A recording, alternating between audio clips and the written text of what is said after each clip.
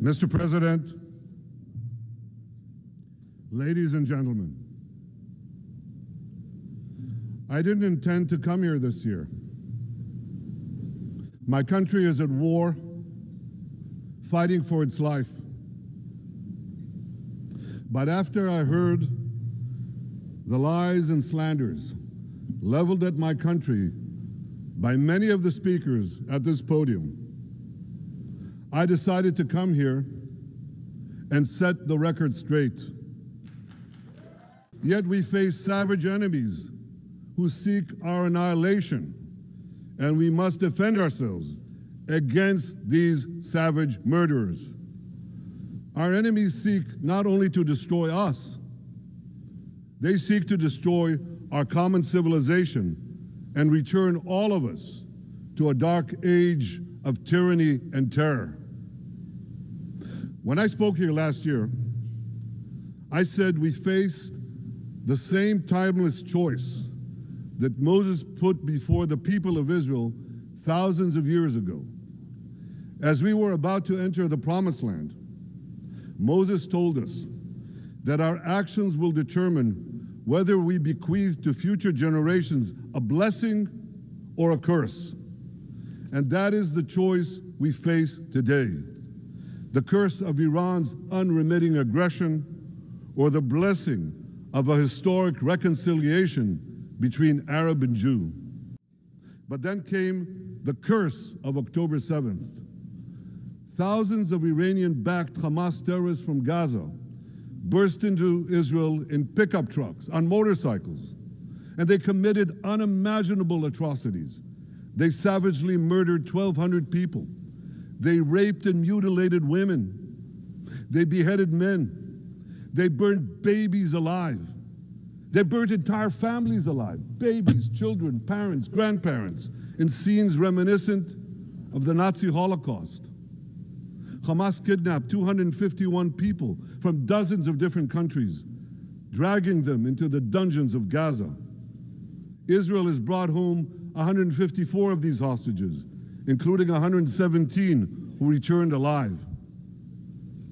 I want to assure you, we will not rest until the remaining hostages are brought home too. And some of their family members are here with us today. I ask you to stand up. Ladies and gentlemen, the curse of October 7th began when Hamas invaded Israel from Gaza. But it didn't end there. Israel was soon forced to defend itself on 6 more war fronts organized by Iran. On October 8th, Hezbollah attacked us from Lebanon. Since then, they fired over 8,000 rockets at our towns and cities, at our civilians, at our children.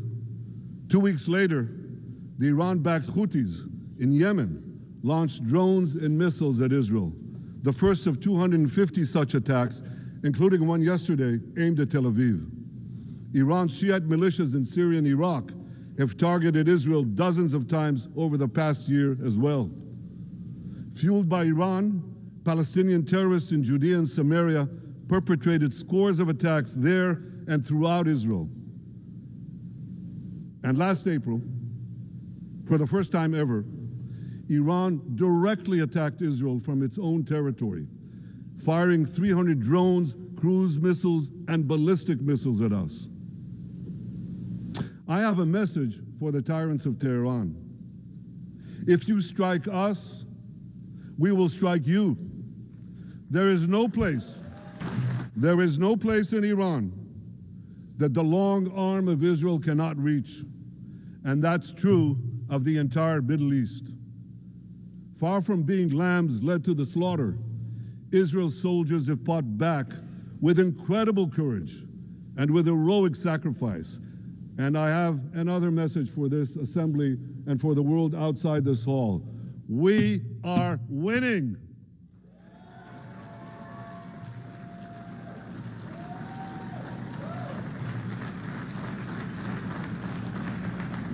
Ladies and gentlemen, as Israel defends itself against Iran in the seven-front war, the line separating the blessing and the curse could not be more clear. This is the map I presented here last year. It's a map of a blessing. It shows Israel and its Arab partners forming a land bridge connecting Asia and Europe between the Indian Ocean and the Mediterranean Sea. Across this bridge, we will lay rail lines, energy pipelines, fiber optic cables, and this will serve the betterment of 2 billion people. Now look at this second map. It's a map. Look at the second map. It's a map of a curse. It's a map of an arc of terror that Iran has created and imposed from the Indian Ocean to the Mediterranean. Iran's malignant arc has shut down international waterways. It cuts off trade. It destroys millions, destroys nations from within, and inflicts misery on millions. On the one hand, a bright blessing, a future of hope. On the other hand, a dark future of despair. And if you think this dark map is only a curse for Israel, if you think that, then you should think again. Because Iran's aggression, if it's not checked, will endanger every single country in the Middle East and many, many countries in the rest of the world. Because Iran seeks to impose its radicalism well beyond the Middle East. That's why it funds terror networks on 5 continents. That's why it builds ballistic missiles for nuclear warheads to threaten the entire world. For too long, the world has appeased Iran. It turns a blind eye to its internal repression. It turns a blind eye to its external aggression. Well, that appeasement must end. And that appeasement must end now.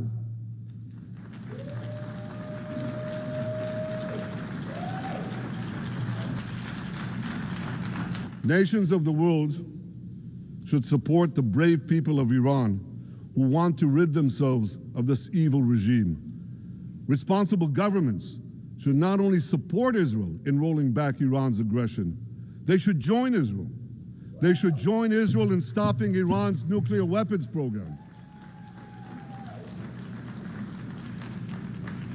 In this body, in the Security Council, we're going to have a deliberation in a few months. And I call on the Security Council to snap back UN Security Council sanctions against Iran, because we must all do everything in our power to ensure that Iran never gets nuclear weapons.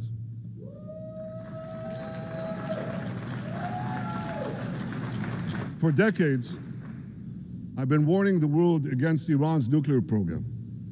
Our actions delayed this program by perhaps a decade, but we haven't stopped it. We've delayed it, but we haven't stopped it. Iran now seeks to weaponize its nuclear program for the sake of the peace and security of all your countries. For the sake of the peace and security of the entire world, we must not let that happen. And I assure you, Israel will do everything in its power to make sure it doesn't happen.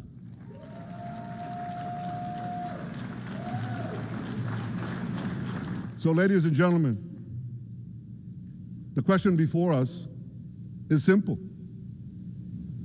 Which of these 2 maps that I showed you will shape our future?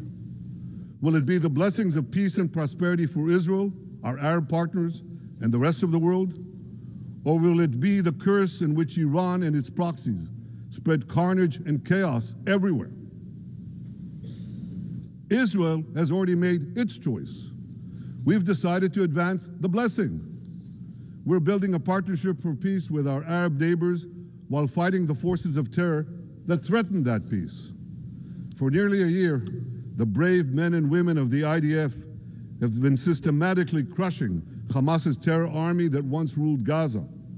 On October 7th, the day of that invasion into Israel, that terror army numbered nearly 40,000 terrorists.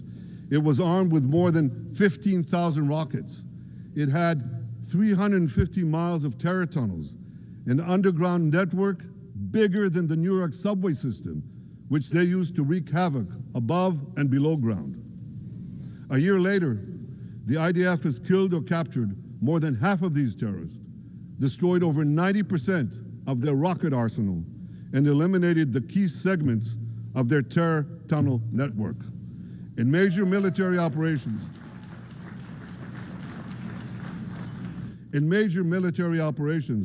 we destroyed nearly all of Hamas's terror battalions, 23 out of 24 battalions. Now, to complete our victory, we are focused on mopping up Hamas's remaining fighting capabilities. We are taking out senior terrorist commanders and destroying remaining terrorist infrastructure. But all the while, and I'll say this one more time, we remain focused on our sacred mission, bringing our hostages home, and we will not stop until that mission is complete. Now, ladies and gentlemen, even with Hamas's greatly diminished military capability, the terrorists still exercise some governing power in Gaza by stealing the food that we enable aid agencies to bring into Gaza. Hamas steals the food, and then they hike the prices. They feed their bellies, and then they fill their coffers with money that they extort from their own people. They sell the stolen food at exorbitant prices, and that's how they stay in power. Well, this too has to end, and we're working to bring it to an end.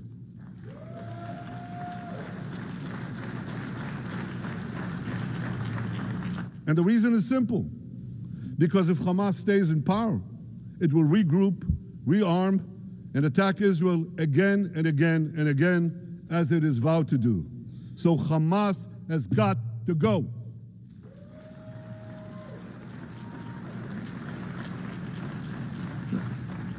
Just imagine, for those who say, well, Hamas has to stay, it has to be part of a post-war Gaza, imagine in a post-war situation in World War II, imagine allowing the defeated Nazis in 1945 to rebuild Germany. It's inconceivable, it's ridiculous. It didn't happen then, it's not going to happen now.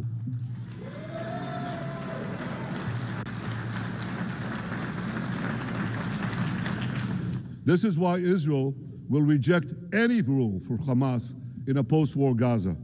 We don't seek to resettle Gaza. What we seek is a demilitarized and de-radicalized Gaza. Only then can we ensure that this round of fighting will be the last round of fighting. We are ready to work with regional and other partners to support a local civilian administration in Gaza committed to peaceful coexistence. As for the hostages, I have a message for the Hamas captors. Let them go. Let them go. All of them. Those alive today must be returned alive, and the remains of those whom you brutally killed must be returned to their families. Those families here with us today, and others in Israel, deserve to have a resting place for their loved ones, a place where they can grieve and remember them. This war, ladies and gentlemen, this war can come to an end now. All that has to happen is for Hamas to surrender, lay down its arms, and release all the hostages. But if they don't, we will fight until we achieve victory, total victory. There is no substitute for it.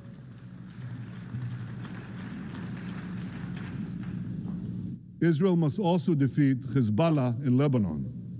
Hezbollah is the quintessential terror organization in the world today. It has tentacles that span in all continents. It has murdered more Americans and more Frenchmen than any group except bin Laden. It's murdered the citizens of many countries represented in this room. And it has attacked Israel viciously over the last 20 years, in the last year, completely unprovoked.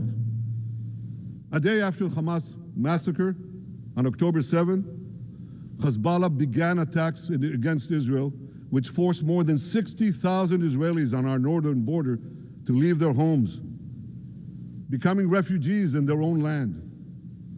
Hezbollah turned vibrant towns in the north of Israel into ghost towns. So I want you to think about this in equivalent American terms. Just imagine if terrorists turned El Paso and San Diego into ghost towns. Then ask yourself, how long would the American government tolerate that? A day? A week? A month? I doubt they tolerate it even for a single day. Yet Israel has been tolerating this intolerable situation for nearly a year.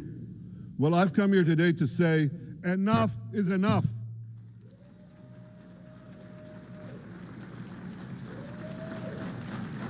We won't rest until our citizens can return safely to their homes. We will not accept a terror army perched on our northern border, able to perpetrate another October 7th style massacre. For 18 years, Hezbollah brazenly refused to implement UN Security Council Resolution 1701, which requires it to move its forces away from our borders. Instead, Hezbollah moved right up to our border. They secretly dug terror tunnels to infiltrate our communities and indiscriminately fired thousands of rockets into our towns and villages. They fire these rockets and missiles not from military sites, not from that. They do that too. But they fire those rockets and missiles after they place them in schools, in hospitals, in apartment buildings, and in the private homes of the citizens of Lebanon. They endanger their own people. They put a missile in every kitchen, a rocket in every garage. I said to the people of Lebanon this week, get out of the death trap that Hezbollah has put you in. Don't let Nasrallah drag Lebanon into the abyss. We're not at war with you. We're at war with Hezbollah, which has hijacked your country and threatens to destroy ours. As long as Hezbollah chooses the path of war, Israel has no choice, and Israel has every right to remove this threat and return our citizens to their homes safely. And that's exactly what we're doing.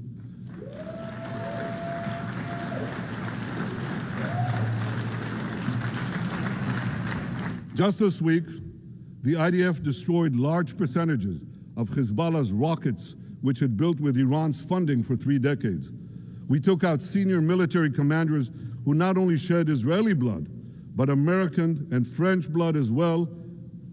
And then we took out their replacements, and then the replacements of their replacements. And we'll continue degrading Hezbollah until all our objectives are met.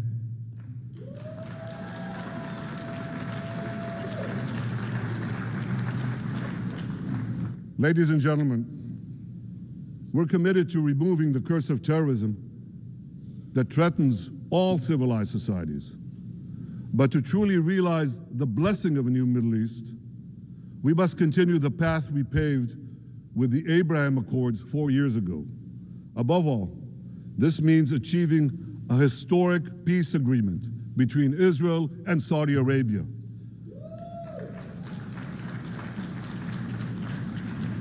And having seen the blessings that we've already brought with the Abraham Accords, the millions of Israelis who've already flown back and forth across the Arabian Peninsula, over the skies of Saudi Arabia, to the Gulf countries, the trade, the tourism, the joint ventures, the peace,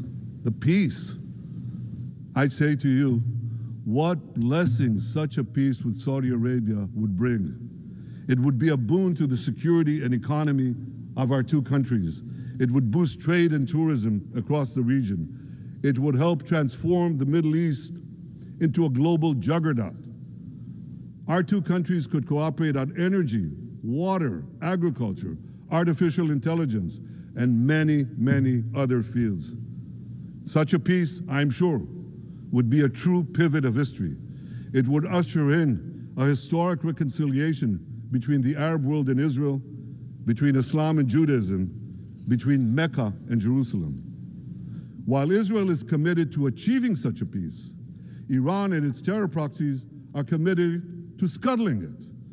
That's why one of the best ways to foil Iran's nefarious designs is to achieve the peace. Such a peace would be the foundation for an even broader Abrahamic alliance. And that alliance would include the United States, Israel's current Arab peace partners, Saudi Arabia, and others who choose the blessing of peace. It would advance security and prosperity across the Middle East and bring enormous benefits to the rest of the world. With American support and leadership, I believe this vision can materialize, and much sooner than people think. And as the Prime Minister of Israel, I will do everything in my power to make it happen. This is an opportunity that we and the world should not let go by.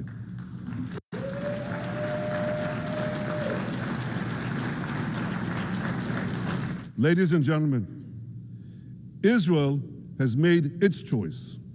We seek to move forward to a bright age of prosperity and peace. Iran and its proxies have also made their choice. They want to move back to a dark age of terror and war. And now I have a question. And I pose that question to you. What choice will you make? Will your nation stand with Israel? Will you stand with democracy and peace? Or will you stand with Iran, a brutal dictatorship that subjugates its own people, exports terrorism across the globe? In this battle between good and evil, there must be no equivocation. When you stand with Israel, you stand for your own values and your own interests. Yes, we're defending ourselves, but we're also defending you against a common enemy that through violence and terror seeks to destroy our way of life. So there should be no confusion about this. But unfortunately, there is a lot of it in many countries and in this very hall, as I've just heard. Good is portrayed as evil, and evil is portrayed as good. We see this moral confusion when Israel is falsely accused of genocide, when we defend ourselves against enemies who try to commit genocide against us. We see this too when Israel is absurdly accused by the ICC prosecutor of deliberately starving Palestinians in Gaza. What an absurdity. We helped bring in 700,000 tons of food into Gaza.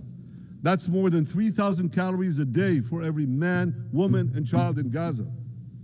We see this moral confusion when Israel is falsely accused of deliberately targeting civilians. We don't want to see a single person, a single innocent person die. That's always a tragedy. And that's why we do so much to minimize civilian casualties, even as our enemies use civilians as human shields. And no army has done what Israel is doing to minimize civilian casualties. We drop flyers, we send text messages, we make phone calls by the millions to ensure that Palestinian civilians get out of harm's way. We spare no effort in this noble pursuit. We see yet another profound moral confusion when self-described progressives march against the democracy of Israel. Don't they realize they support the Iranian-backed goons in Tehran and in Gaza? The goons who gun down protesters, murder women for not covering their hair, and hang gays in public squares, some progressives. According to the U.S. Director of National Intelligence, Iran funds and fuels many of the protesters against Israel. Who knows, maybe some of the protesters, or even many of the protesters outside this building now. Ladies and gentlemen, King Solomon, who reigned in our eternal capital, Jerusalem, 3,000 years ago, proclaimed something that is familiar to all of you. He said, "There is nothing new under the sun." Well, in an age of space travel, quantum physics, and artificial intelligence, some would argue that's a debatable statement. But one thing is undeniable. There is definitely nothing new at the United Nations. Take it from me. I first spoke from this podium as Israel's ambassador to the UN in 1984. That's exactly 40 years ago. And in my maiden speech here, I think it's the same podium, by the way. In my maiden speech here, I spoke against a proposal to expel Israel from this body. 4 decades later, I find myself defending Israel against that same preposterous proposal. And who's leading the charge this time? Not Hamas, but Abbas, Palestinian Authority President Mahmoud Abbas. This is the man who claims he wants peace with Israel. Yet he still refuses to condemn the horrific massacre of October 7th. He's still paying hundreds of millions to terrorists who murder Israelis and Americans. It's called pay for slay. The more you murder, the more you get paid. And he still wages unremitting diplomatic warfare against Israel's right to exist and against Israel's right to defend itself. And by the way, they amount to the same thing. Because if you can't defend yourself, you can't exist. Not in our neighborhood, certainly, and maybe not in yours. Standing in this podium 40 years ago, I told the sponsors of that outrageous resolution to expel Israel, gentlemen, check your fanaticism at the door. Today, I tell President Abbas and all of you who would shamefully support that resolution, check your fanaticism at the door. The singling out of the one and only Jewish state continues to be a moral stain on the United Nations. It has made this once respected institution contemptible in the eyes of decent people everywhere. But for the Palestinians, this UN House of Darkness is home court. They know that in this swamp of anti-Semitic bile, there's an automatic majority willing to demonize the Jewish state on anything. In this anti-Israel, flat earth society, any false charge, any outlandish allegation can muster a majority. In the last decade, there have been more resolutions passed against Israel in this hall at the UN General Assembly than against the entire world combined. Actually, more than twice as many. Since 2014, this body condemned Israel 174 times. It condemned all the other countries in the world 73 times. That's more than 100 extra condemnations for the Jewish state. What hypocrisy, what a double standard, what a joke. So the UN's hostility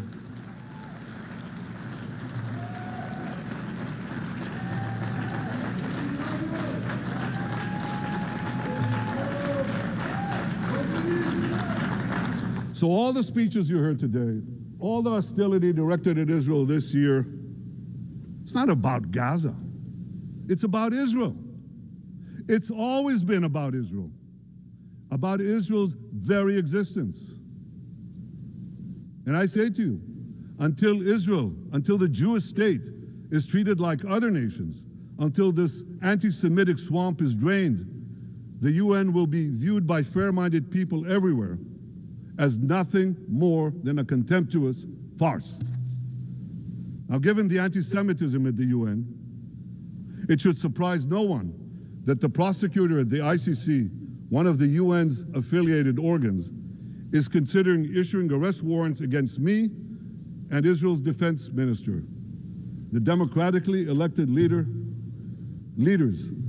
of the democratic state of Israel.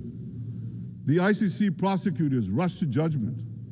His refusal to treat Israel with its independent courts the way other democracies are treated is hard to explain by anything other than pure anti-Semitism.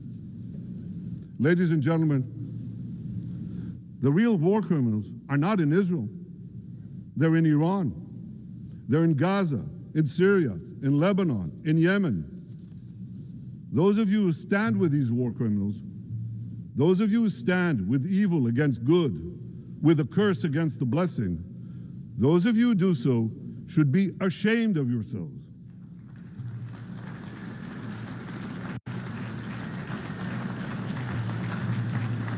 But I have a message for you. Israel will win this battle. We'll win this battle because we don't have a choice. After generations in which our people were slaughtered, remorselessly butchered, and no one raised a finger in our defense, we now have a state.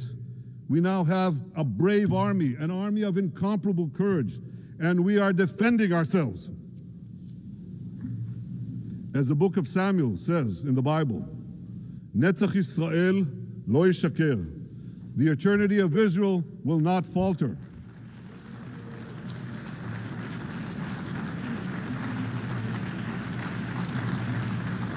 In the Jewish people's epic journey from antiquity, in our odyssey through the tempests and upheavals of modern times, that ancient promise has always been kept, and it will hold true for all time.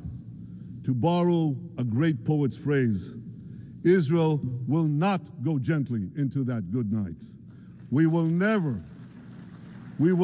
need to rage against the dying of the light, because the torch of Israel will forever shine bright.